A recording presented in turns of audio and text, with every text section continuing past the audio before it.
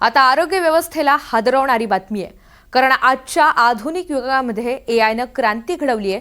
मात्र आता तुम्ही जी बातमी पाहाल त्यानं तुम्ही हादरून जाल, कारण आजही महाराष्ट्रामधल्या दुर्गम भागामध्ये बाण, बांबू आणि ब्लेडनं बाळंतपण केलं जात आहे. नंदुरबारमधला हा धक्कादायक प्रकार आहे. धडगाव आणि अक्कलकुवा तालुक्यामधील अनेक गावांमध्ये आजही बांबूच्या काड्या, बाणाची पाती आणि ब्लेडच्या पानांनी प्रसूती केली जाते. त्यानं नाळ कापली जाते. गरोदर मातेपर्यंत आरोग्य यंत्रणा पोहोचलेलीच नाहीये. दुर्गम भाग असल्यामुळे तसंच रस्तेच नसल्यामुळे या गरोदर महिला आरोग्य दवाखान्यापर्यंत सुद्धा पोहोचू शकत नाहीये.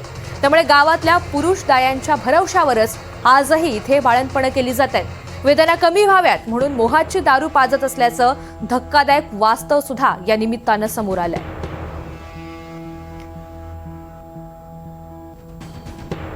मातृत्व योजनांसाठी सरकारचा खर्च आपण पाहतोय. प्रधानमंत्री मातृवंदना योजना यासाठी 44 कोटी, जननी सुरक्षा योजना यासाठी 46 कोटींची तरतूद आहे.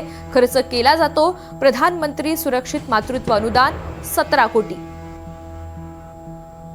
प्रधानमंत्री मातृवंदना योजना यासाठी 44 कोटी,